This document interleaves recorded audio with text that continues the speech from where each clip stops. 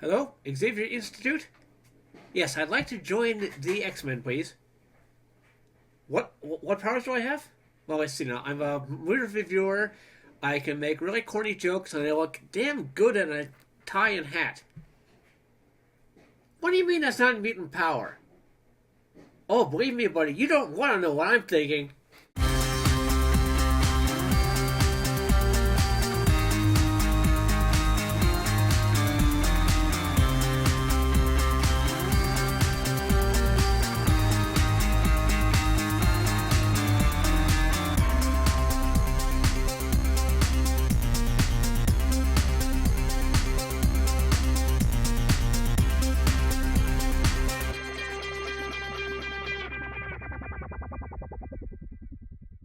A group of misfit heroes, gifted with extraordinary, some would say freakish powers, battling to protect a world that hates them. Led by a mysterious man in a wheelchair, they fight to save a world that could never truly accept them. Oh, wait a second, these are the wrong notes. That's for DC's Doom Patrol. Created in the 60s by Stan Lee, the X-Men were basically based on, well, laziness. Having already been responsible for the creation of a number of different heroes, amongst them the Incredible Hulk, the Fantastic Four, and Spider-Man, Lee was kind of running out of mysterious accents to give his heroes powers. He didn't only be bitten by a radioactive spider or been splashed by radioactive waste so many times. So he decided that these heroes would be born with their powers. Now, of course, the X-Men proved to be tremendously popular, going through several comic books and guest appearances in others. They never really got their own show for quite a while, though. Well, they had occasional guest appearances, most notably in Season 3 of Spider-Man and His Amazing Friends. Yes, that show really existed, look it up. But they never got a show that was expressly theirs until 1989. This is Stan Lee of Marvel Comics warning you to look around you. Your classmates, your friends. You never know which one of them may be a mutant. A person born with strange and wondrous powers. Now, some mutants, like the X-Men, use their special gifts for good. But then there are the terrorist mutants who plan to destroy the human race. Mutants. I hate them. Take this mutie we're hauling tonight, for example. He's too dangerous to live. I am Magneto. Release me. I command it. I've never seen anything like it. His power. He's a mutant. A stinking mutant. He doesn't deserve to live on the same planet as normal, decent human beings. When the Brotherhood of Mutant Terrorists and I are through, humans will no longer have a place on planet Earth. Come in, please! The convoy! It's sinking! Men are so helpless against the mental powers of the White Queen. We're in the middle of a highway! There's no water! Not water, sir! It's the highway itself! I know it sounds crazy, but it's turning into quicksand! Quicksand? Quicksand? Why, what kind of a fool?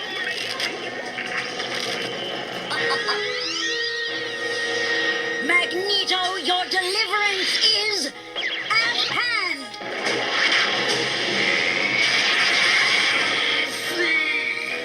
Hold it, mutant! Well, I'll say this for the Brotherhood. They certainly aren't subtle. Meantime, Catherine Kitty-Pryde is arriving at the Xavier Mansion. See, she's got a note explaining how he knows about her mutant powers. And of course, when a mysterious man sends you a message saying he knows secrets about you and invites you to come to his country house in the middle of nowhere, like any other 14-year-old girl, you go there. Alone. Dear Miss Pryde, it has come to my attention that you have a mutant power, the ability to walk through solid matter. I believe you call it phasing. Hello? Is anyone here? This way, Miss Pryde. What are you? Don't be startled. My mind is projecting an image of myself for you to follow. I am Professor Charles Xavier, also known as Professor X. I and those who have joined me are known as the X-Men. But I thought the X-Men were... Mutants? Yes. But how do you know about what I can do? All the things you mentioned in this letter, no one knows, not even my parents. This is Cerebro, a powerful computer with a special circuit which can detect the unique brainwaves emitted by mutants. That is how I found you. And of course, using Cerebro to boost your mental power so you can spy on people all over the world isn't creepy at all. Then I really am a mutant. I'm a freak. No, my dear, we mutants are not freaks. I don't understand, and I'm afraid too. At one point, we were all afraid, Kitty. Come, we'll meet the others. This is Scott Summers, better known as Cyclops. His eyes shoot concentrated beams of pure energy. Next is Peter Rasputin. His code name is Colossus.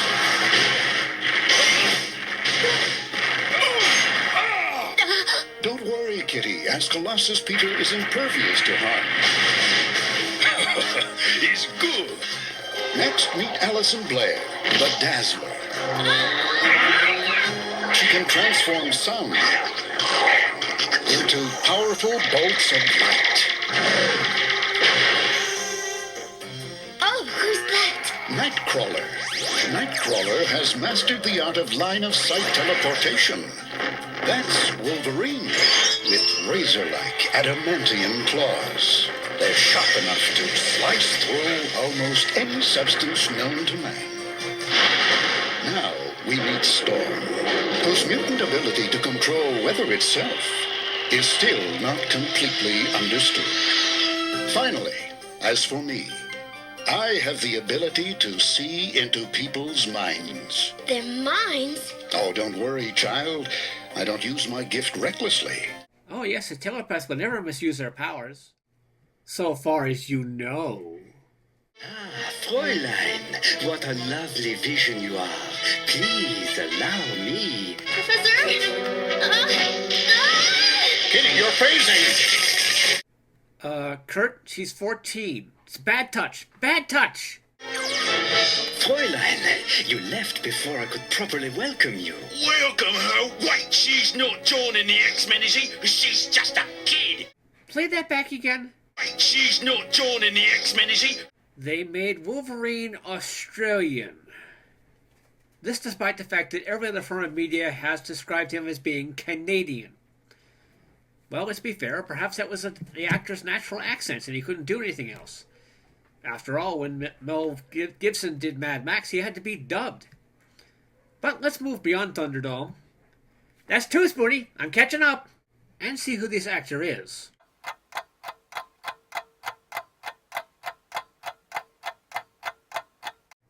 That's British-born actor Neil Ross, who also voiced Nightcrawler.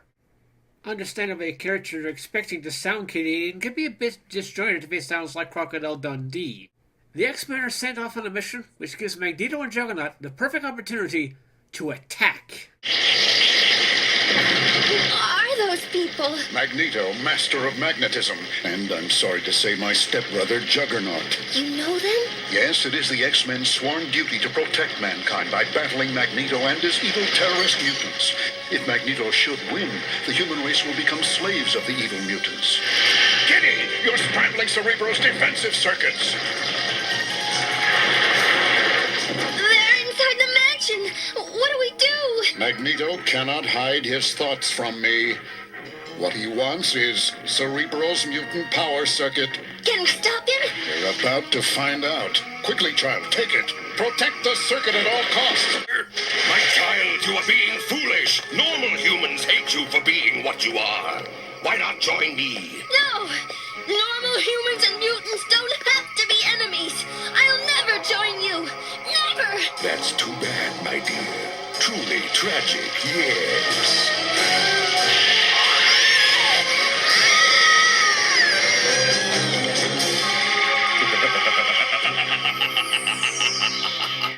The X-Men arrive at a solar observatory where they find Pyro and Blob.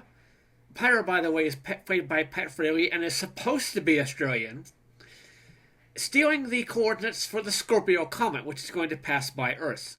Fire! It's coming closer! What do you want? Nothing. Just take over Earth. Now, Blob. After all, once we get the tracking coordinates for the Scorpio comet, his world will... His world will what, Pyro? Ah! We've been expecting you. Expecting us? Colossus take care of this.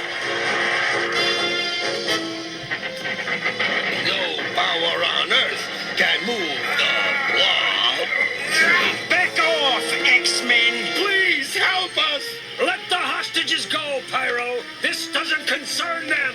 Wrong, Ruby Eyes. In 2 days, it'll concern every human on Earth. Wait till I get my claws on him. He'll be talking out the other side. Look out!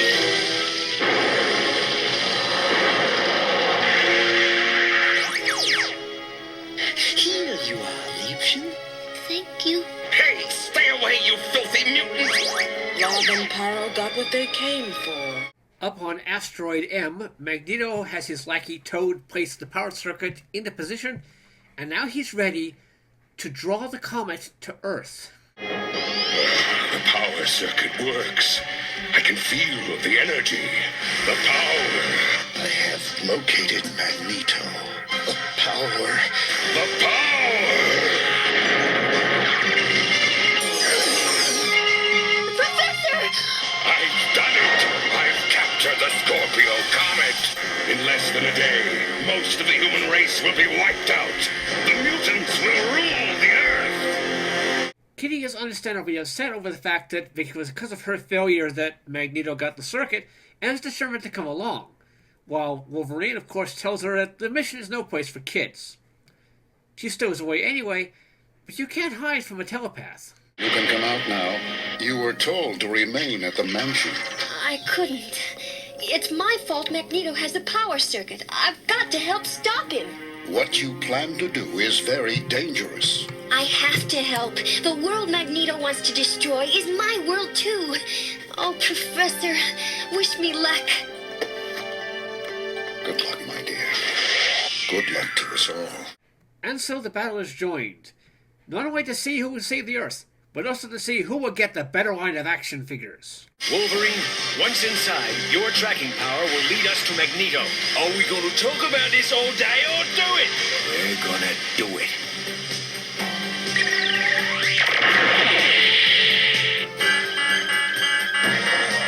The X-Men. Stop them!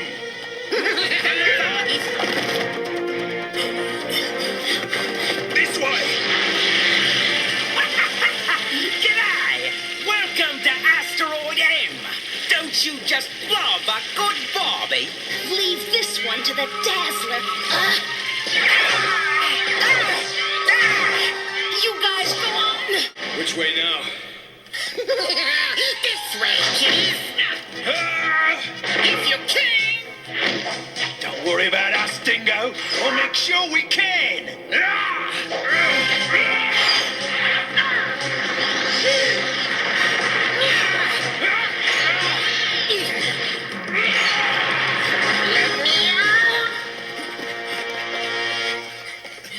So, you've managed to get past our little welcoming committee, but you go no further.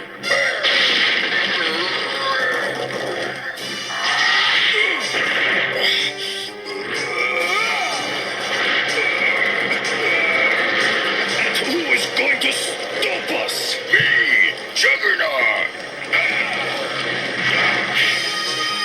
Gentlemen, welcome.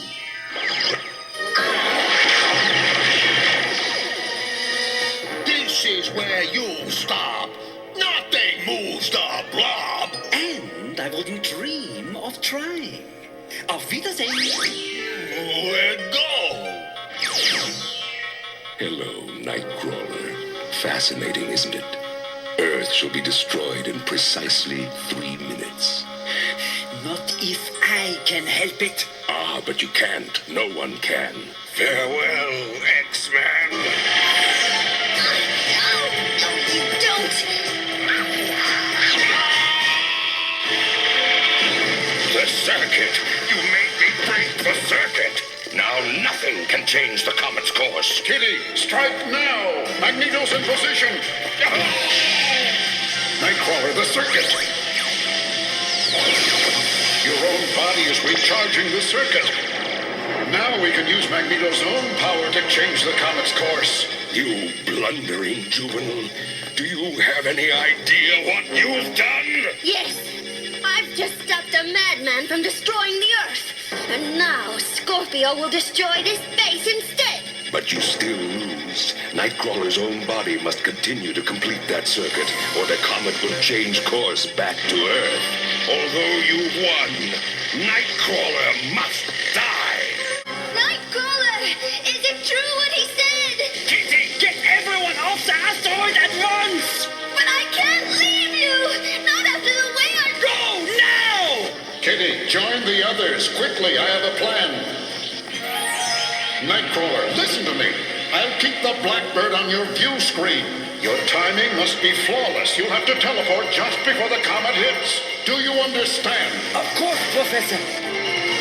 Now, Nightcrawler, now! You've waited too long!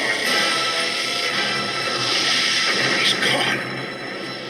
There, he's alive! Not for long. He's entering the Earth's atmosphere. He'll burn up. Not if we can get the grappling beams to him.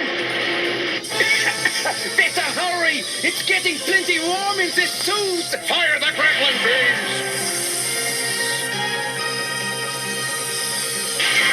I was so mean to him. Now I can never make it up to him. Just can't believe it. Nightcrawler is... What's that? Back there! Nightcrawler, my little Tovarish, you're not dead after all, no? I would hope not. But I would have been, if not for Critic-Pryde. Thank you. That was the bravest, most unselfish thing I've ever seen in my life. Don't you agree? Well, Wolverine, you were against Kitty being a member of the team. What do you think now? So the kid got lucky, the Doubtmaker and X-Men. Not yet. So that was Pride of the X-Men. How was it? Beautifully done. At only 22 minutes, they did manage to pack through the plot very well, with no gaps or lulls in the action. Despite minor oddities like the choice of voice for Wolverine, they all are very much in character, and it's like they literally just stepped off the comic page. The dramatic style and flair of the dialogue comes through very well, and the animation is absolutely beautiful.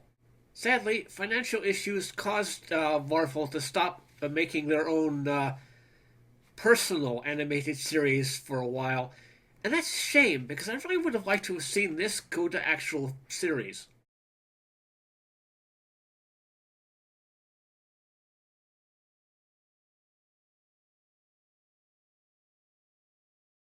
The X-Men wouldn't get another shot at the small screen until 1992 with the Fox series. So for its plot, characterization, and absolutely gorgeous animation, I have no qualms about giving this a full 5 out of 5 Maple Leafs. It's available on VHS, although you might also be able to find it online, so by all means, give it a look. I'm some Canadian critic, and I'll see you at the video store. Maybe I can get a spot with the Defenders. They took Namor, they'll take anybody.